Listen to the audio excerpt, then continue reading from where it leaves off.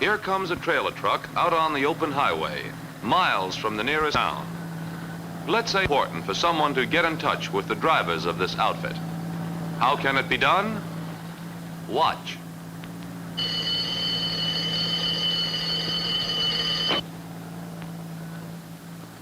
CL4 3592. This is Joe. Hello, Joe. This is Bill. Where are you boys now? On Route 30, headed for Centerville, about 25 miles out. That's fine. We got a special. Can you pick up some stuff for the Ajax Company? It's at the Charleston Depot. Think you can handle it? Sure can, Bill. We've got enough room for it. Fine, Joe. Take care of it. Right, Bill. See you later. Goodbye.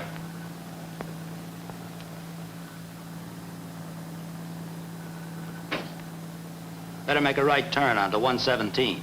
The boss wants us to make a pickup at the Charleston Depot. All right. There you have it, a practical example of modern communication.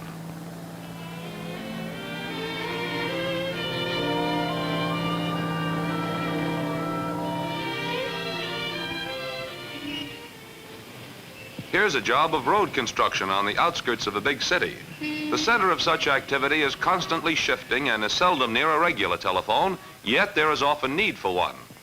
Okay, I'll call George.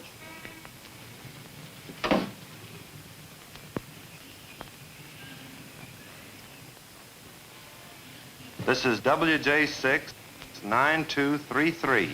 Give me Adams 2-6635.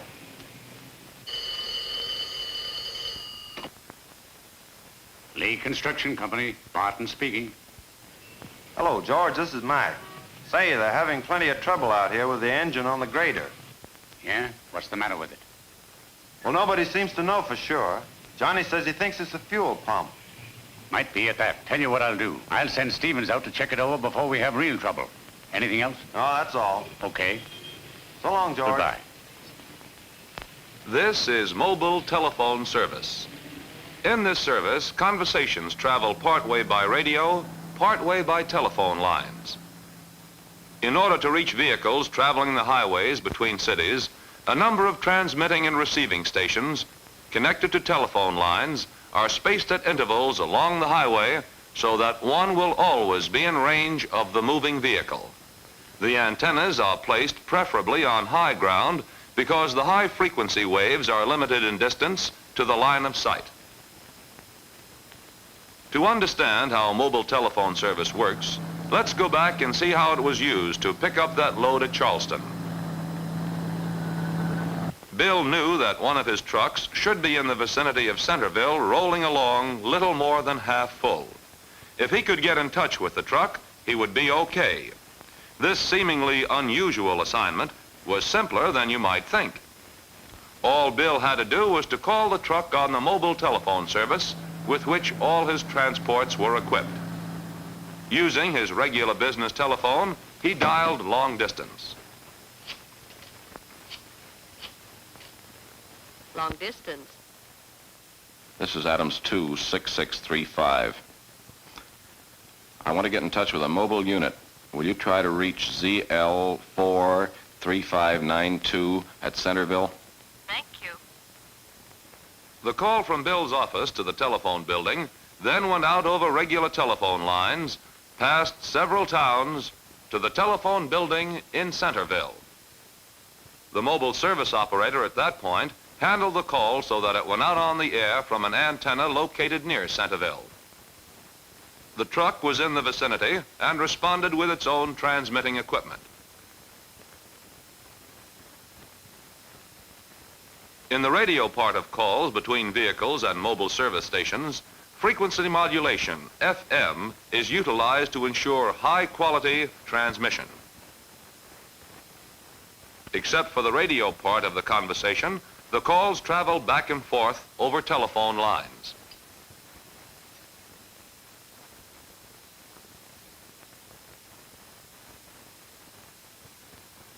Another type of mobile telephone service was used when our friend Mac called from his mobile telephone.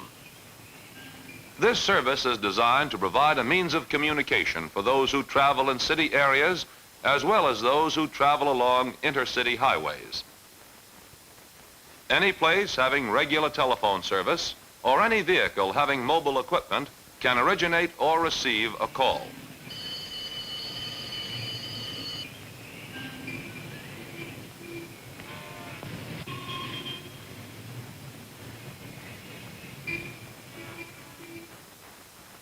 In the case of a call from a vehicle, it is transmitted from the car to the nearest of the several station receiving antennas.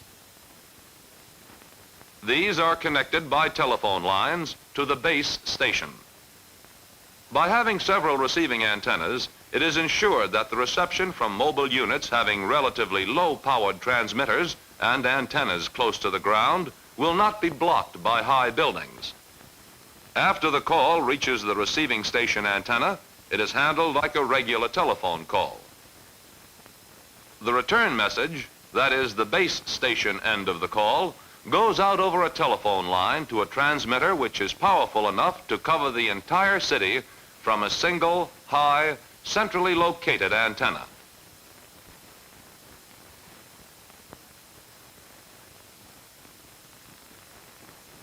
When mobile telephone equipment is used, the push-to-talk button on the handset is pushed down when a person talks and released when he listens. Thus, the mobile telephone equipment in the car transmits when the handset button is down and receives when the button is up.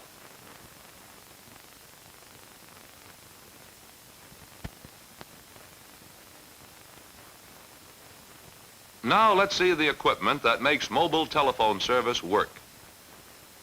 Here in an automobile, a transmitter unit and a receiver unit are being compactly and neatly installed.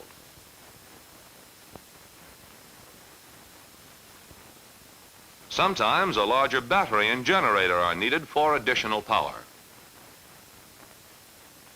The flexible antenna is mounted on top of the vehicle, or in the case of trucks, on the side toward the rear. The control unit is simple to operate. A signal lamp on the right of the unit will remain lighted when the apparatus is switched on and ready for service. The operator calls by ringing a bell. At the same time, a signal lamp on the left of the unit lights up. Removal of the receiver switches off the call light and the bell. Let's watch this action again.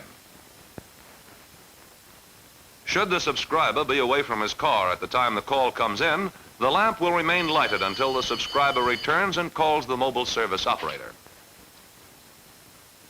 Companion to the mobile equipment, of course, is the necessary base station equipment. Mobile calls are received on antennas like this. Then they are carried to the receiver. From the receiver, they go by telephone wires to the control terminal. Then to the central office switchboard, and thereafter being handled as ordinary calls. The return part of the call goes back to the central office. Then back through the control terminal, where it is automatically switched to the transmitter. Then it goes out through the transmitting antenna, and the call is on the air again. Throughout the country, mobile telephone stations are being expanded to become links in a nationwide network. The mobile telephone greatly expands the scope of voice communication. It provides added telephone service in our principal cities, allows for more efficient operation at railway terminals,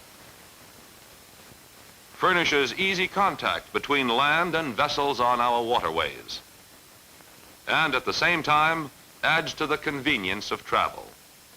It provides an easy way of keeping in touch with vehicles on the major highways. It is one more step toward telephone service for anyone, anytime, anywhere.